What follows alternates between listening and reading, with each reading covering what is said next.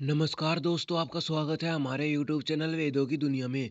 मित्रों, आपके घर में लड्डू गोपाल जी है तो आप इन बातों का विशेष ध्यान रखें। प्रथम तो यह बात मन में बैठाना बहुत आवश्यक है कि जिस भी घर में लड्डू गोपाल जी का प्रवेश हो जाता है, वह घर लड्डू गोपाल जी का हो जाता है। इसलिए मेरा घर का भाव मन से समाप्त होना चाहिए। अब वह लड्डू गोपाल जी का घर है। दूसरी विशेष बात यह है कि लड्डू गोपाल जी अब आपके परिवार के सदस्य हैं।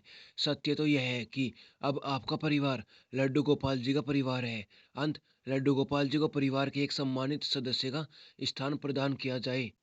परिवार के सदस्य की आवश्यकताओं के अनुसार ही लड्डू गोपाल जी की हर एक आवश्यकता का ध्यान रखा जाए।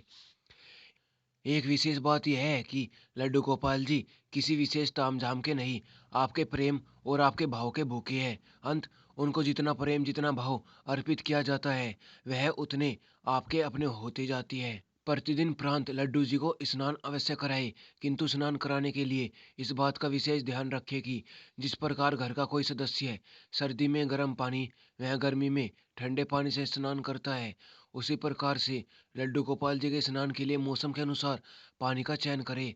स्नान के बाद प्रतिदिन धुले स्वच्छ वस्त्र पहनाए।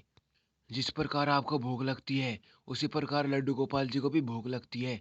अंत उनके भोजन का ध्यान रखें। भोजन के अतिरिक्त सुबह का नाश्ता और शाम के चाय नाश्ते आदि का भी ध्यान रखें। घर में कोई खाने की वस्तु आए तो लड्डू गोपाल जी का भी हिस्सा उसमें अवश्य होना चाहिए। प्रत्येक मौसम के अनुसार लड्डू गोपाल जी के लिए सर्दी गर्मी से बचाव का प्रबंध करना चाहिए। मौसम के अनुसार ही वस्त्र पहनाने चाहिए। लड्डू गोपाल जी को खिलौने बहुत प्रिय हैं। उनके लिए खिलौने अवश्य लेकर आए और उनके साथ खेले भी। समय समय पर लड्डू गोपाल जी को बाहर घुमाने भी अवश्य लेकर जाए। लड्डू गोपाल जी से कोई ना कोई नाता अवश्य कायम करे, चाहे वह भाई पुत्र मित्र गुरु आदि कोई भी क्यों ना हो। जो भी नाता लड्डू गोपाल जी से बनाए, उसको प्रेम और निष्ठा से निभाए। अपने लड्डू गोपाल जी को कोई प्यारा सा नाम अवश्य दे। लड्डू गोपाल जी से प्रेम पूर्वक बात करे, उनके साथ खेले। जिस प्रकार घर के सदस्य को भोजन कराती है, उसी प्रकार उनको भी प्रेम से भोजन कराए। पहले लड्डू गोपाल जी को भोजन कराए, उसके बाद स्वयं भोजन करे। प्रतिदिन रात्रि में लड्डू गोपाल जी को शयन अवश्य कराए। जिस प्रकार एक छोटे बालक को प्रेम से सुलाती है, उसी प्रकार से उनको भी सुलाए, थपथपाए, लोरी सुनाए। प्रतिदिन प्रांत प्रेम पूर्वक पुकार कर उनको जगाए। किसी भी घर में प्रवेश के साथ ही लड्डू गोपाल जी में प्राण प्रतिष्ठा हो जाती है। इसलिए उनको मात्र प्रतिमा न समझकर घर के एक सदस्य के रूप में ही उनके साथ व्यवहार करें।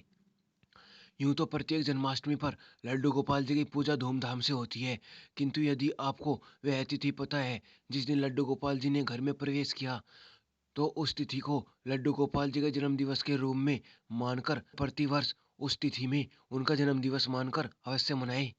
बच्चों को घर बुलाकर उनके साथ लड्डू जी का जन्मदिन मनाएं और बच्चों को खिलौने वितरित करें।